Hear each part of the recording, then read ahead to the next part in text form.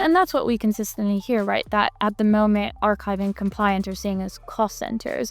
But the idea is, how do you move away from that mindset, and how do you actually think of data as something that can provide value to a firm? And the only way to do that is to know that your data is available in one place and something that any team can use however they want to manipulate it, without having to think about cost or who's going to duplicate it or who's working with it or where to go or who to speak to, because it's all under one roof. Yeah.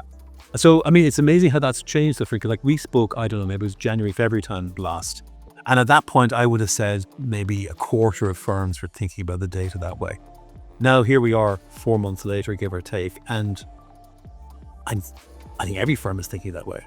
So the whole mindset of how this can be used, how valuable this is changing fundamentally. And that's only going to continue. And that's just going to drive the frustration further. I mean, we've seen, I mean, I think it's amazing, but we've seen on LinkedIn customers of some of our competitors posting, my data is going to be charged this much to get it out. This is egregious.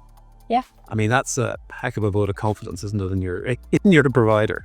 And, so it's becoming visceral. It's becoming it's getting unpleasant, really unpleasant for our customers and our prospects. And, they're looking to innovative companies for a solution to this. And they're not going to make the same mistake again. Yeah. They're not going to take risk. And I mean, being locked into a contract shouldn't be the reason that you don't get it to move forward with technology. But I think it's even worse. I think you're actually right? That's kind of always moral, isn't it? But I think the fact is, because of that, they can't progress their business. Now that's terrible. I mean, that's really, that hurts those companies every single day. Yeah, their bottom line is suffering, and they're taking on more risk. And there will be a pivot point where the regulator will kind of go, actually, this is too much now. The capabilities of your solution have actually fallen so far behind. So you see people trying to do things like, bear in mind, they want one provider. They start wanting to do things because they're forced to. Like, we have to move away from lexical analysis, that we've got to have this other type of tool. But now we've got a separate tool from the archival provider. We've got more vendors in the mix.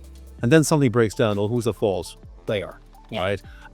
So they're being forced to either compromise but anyway, they shouldn't be compromised. Our job, in all software companies, our job is to enable business. Yeah. We exist for them. They don't exist. We exist because they exist. They don't exist because we exist. Yeah.